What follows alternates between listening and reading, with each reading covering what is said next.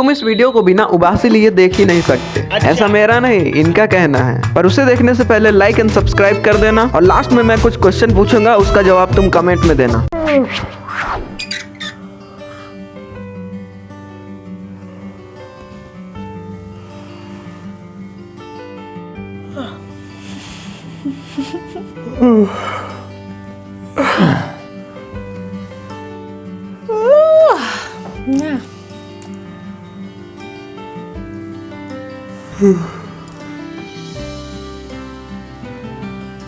अब मुझे जल्दी से अपना नाम बताओ।